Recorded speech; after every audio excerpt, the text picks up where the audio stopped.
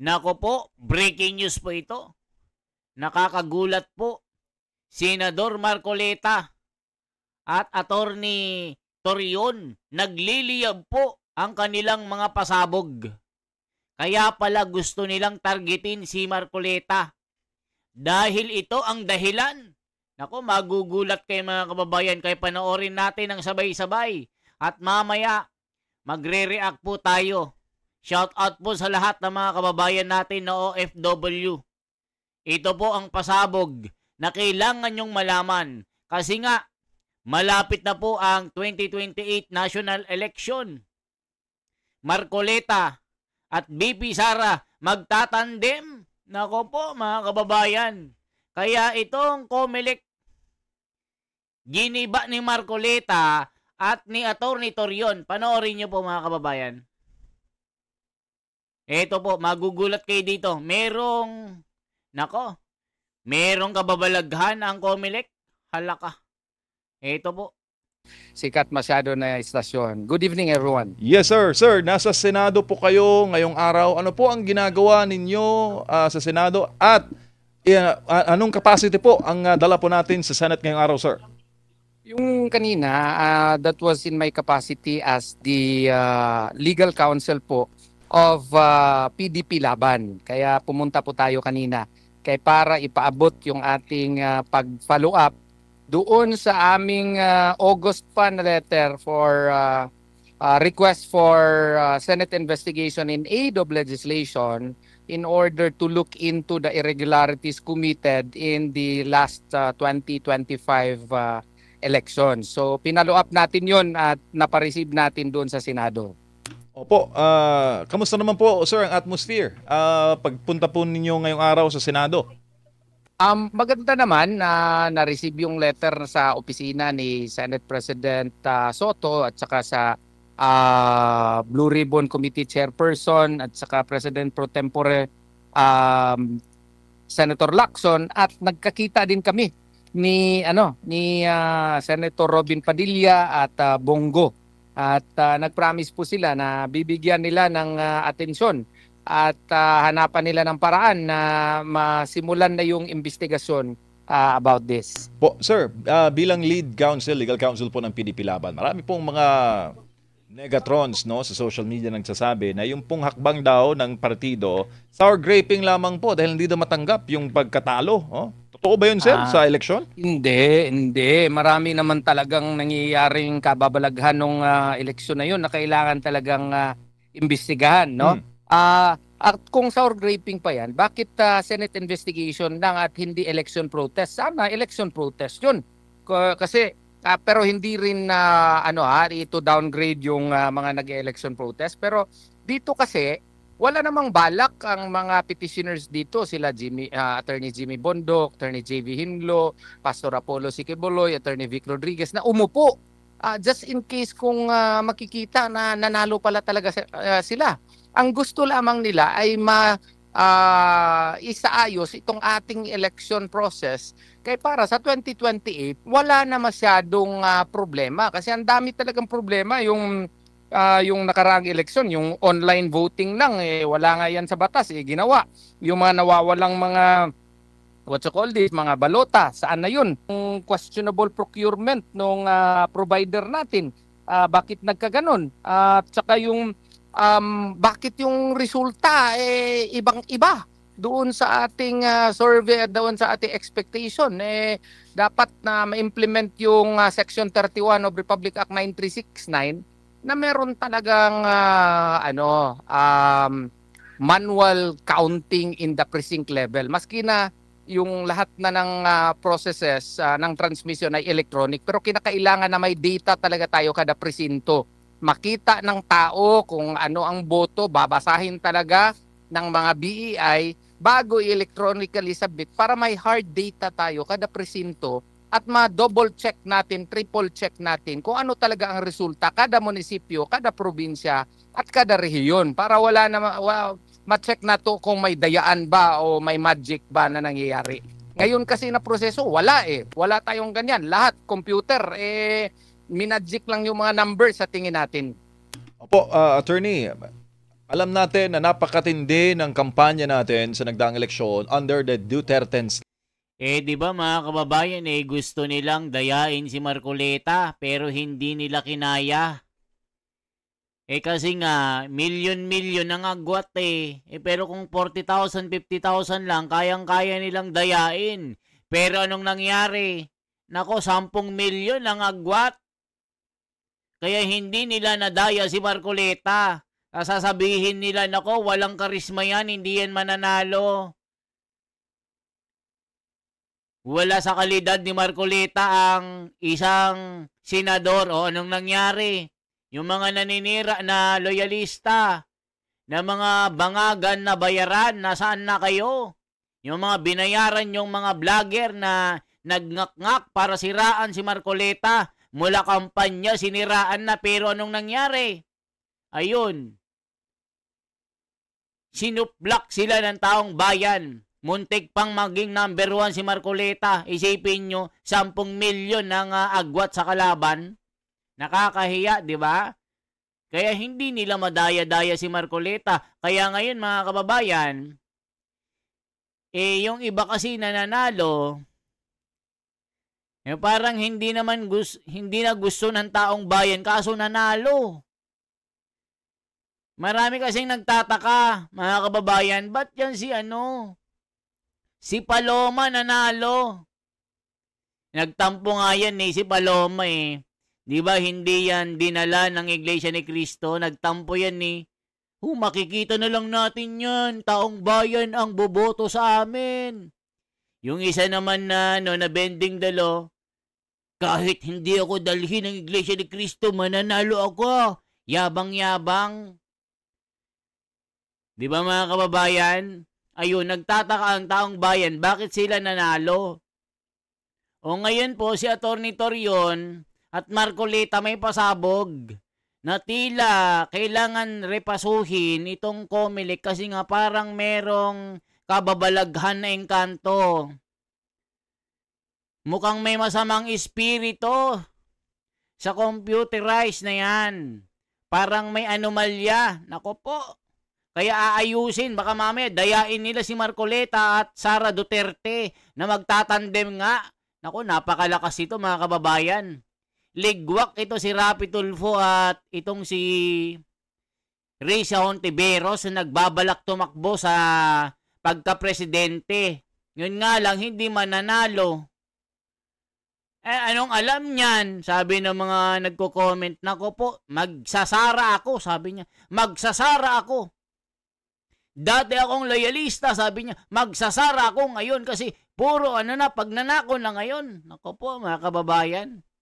Mga loyalista nga kasi, tumulong nga kayo sa bansa, hindi yung kayo pa yung gumagawa ng loyal na loyal kayo pero pinagnanakawan na kayo. Sabi ni Tomas Mariano, naku po, galit na galit, taga Ilocos. Ilocano ako pero ayaw ko yan. Puro nako, wala man lang project. Naku, galit na galit yung mga Ilocanong loyalista na naging DDS na. Late. At marami po ang mga nagsasabi na kung totoong walang dayaan, bakit daw nanalo si Senator Bato, si SBG, at si Senator Marcoleta? Gayong revenge vote po ang ginawa ng mga Pilipino nung daang eleksyon. Dapat hindi sila nanalo kung totoong walang dayaan. Hindi. Anong masasabi mo doon, Hindi. attorney? Maling-mali na analysis yan. Hindi lang sana dapat sila Senator Bato, sina Senator Bongo at saka si Senator Marcoleta ang nanalo. Dapat si Attorney Jimmy Bundok, si Pastor Apollo Sikibuloy, si Attorney Vic Rodriguez, si Attorney JB Hinlo, si Doc Mata, lahat 'yun panalo dapat. Pero ang nangyayari kasi yung merong over 7 million overvote. Imagine 17 million senatorial votes na na-exclude. Wala man lang explanation bakit nagkaganon. Hindi naman siguro ibig sabihin na more than 17 million ang bobo dito sa Pilipinas na hindi marunong magboto ng 12 senators. So, yung mga bagay na yan, kailangan yan imbestigahan. Yung mga mismatch between... So, isipin nyo mga kababayan, kini-question nila yung pagkapanalo ni Marcoleta. Hoy, mga bobo. 10 million ang agwat ni Marcoleta. Wag nyo ngang bobohin. Wag nyo ngang gawing Bobo ang mga Pilipino. Yung mga dilawang kasi pinklawan, iyak ng iyak. Kini-question nila bakit nanalo si Marcoleta. Eh syempre solid vote yan. Isipin nyo ang bumoto, solid vote. O, mahigit 10 million ang boto. O, saan kayo makakita ng solid vote na 10 million? Solid. Sasabihin nyo, nandaya. Yung mga dilawan umiiyak kasi, di ba? Kaya hindi nila nadaya si Marcoleta. O, kasi ayaw nilang manalo si Marcoleta. Ginagamit nila yung mga peke na survey na laging pang 30 plus si Marcoleta sa survey. Kulelat daw. Ano nangyari ngayon? Nandyan na. Nanggigiba na ng mga walang alam na senador. Yung mga bending dalo, yung school bukol, itbulagaan senador. Ayan, nasoplak ni Marcoleta. O ano masasabi nyo dito? Kaya si Atty. Torion, kinakalampag itong COMELEC kasi nga may masamang espiritu. Ito na. The ballot contents and voter receipts. Yung binoto nila, si Senator Raul Lambino nga, siya mismo, iba yung binoto niya, iba ang lumabas doon sa voter receipt. Bakit nagkaganon? Kailangan tingnan yun. Yung mga hijack electronic transmission of election returns na merong bago silang system na inintroduce. Yung dapat imbestigahan yun. Wala yun sa wala yun sa kanilang explanation. Bakit bigla na lang nagbago doon sa election itself? Lahat ng mga bagay na yan dapat may klarong explanation. And that can only be looked into via an honest to goodness Senate investigation. Ang mga balota na walang mga serial numbers. Paano natin ma-determine kung yung ballot ba talaga ay precinct specific? Na wala namang mga serial number ang balota. Tayo lang ang pinaka-unique na bansa sa buong mundo na ang balota wala serial number. Agkatunto. Opo, attorney, kaninong committee sana ninyo ni wini-wish na mahulog itong ating pong panukalang investigasyon? Doon sa electoral reforms or sa Blue Ribbon Committee. Yun ang pero sa electoral reforms, ewan ko kung sino na ang chairperson ngayon. Yun ang mag-head dito sa Senate investigation para maayos na itong ating electoral process, because we claim to be a democracy. And in a democracy, the only way by which you can really choose your leaders is via election. Paano kung yung election process natin ay questionable? Di yung demokrasya din natin ay questionable kasi meron tayong mga leader na maski hindi natin inelect naging senador na ngayon. O, kita nyo mga kababayan, may mga senador dyan na magic lang. O, anong sabi ng mga komento? Mga dilawang kasi mga bangag dito niloloko na, tuwang-tuwa pa Ito, yan ang pinaka-importante, imbestigahan ang dayaan ng eleksyon. Imbestigahan si Georgie Garcia Comelec at ang provider dapat matanggal, makulong si Georgie. Para sa 2028 walang dayaan. Si Marcoleta maging vice-presidente at si Sara ang maging pangulo. Nako po.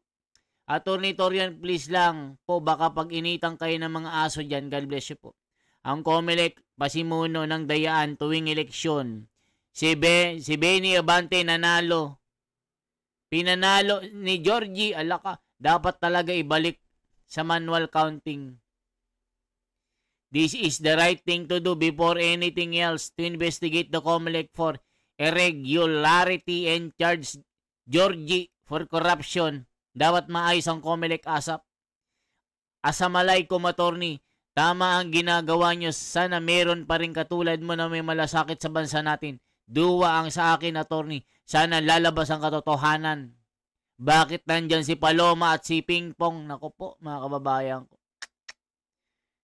Nagkakabistuhan na. Tuloy natin. Bigla na lang na senador tayo na hindi natin pinili. When you have the perfect response in your head, but your fingers just can't keep up.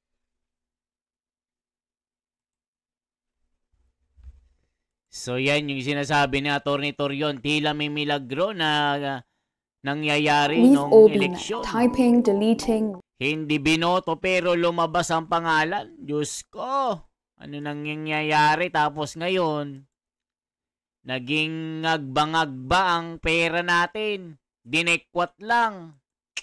Tapos yung humahawak sa Blue Ribbon, mga din, kampi ng ng kawatan. Naku po, sabi ni Norberto Gonzales ng Palawan.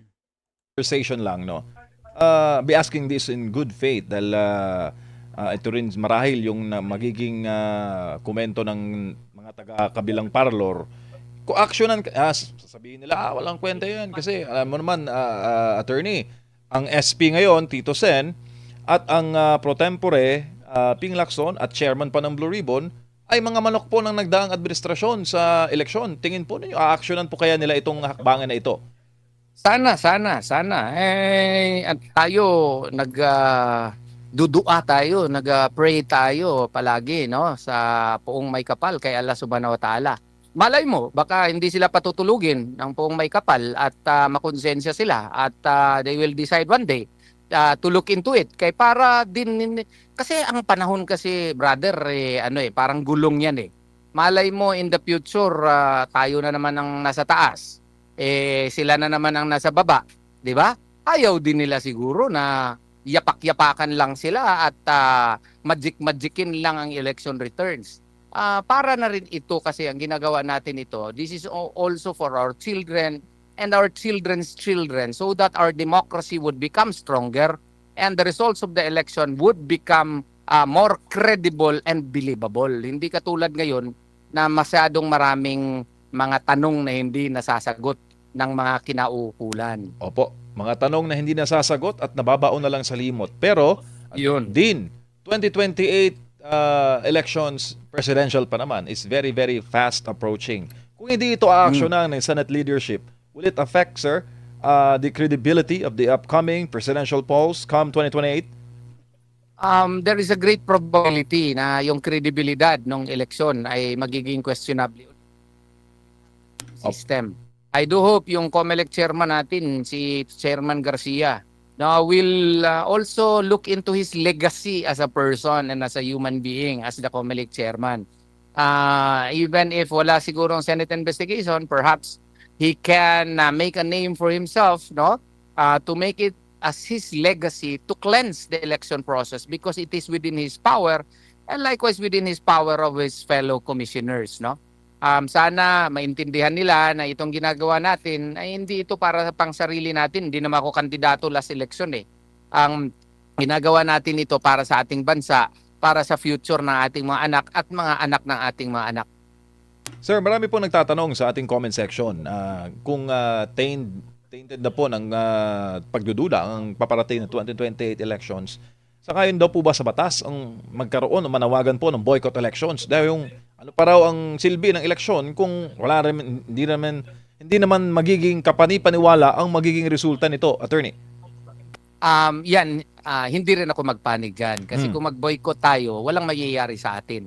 Ang dapat natin gawain, let us meet the problem head-on. Kung may problema sa sistema, i-fight natin palagi katulad ng ginagawa natin.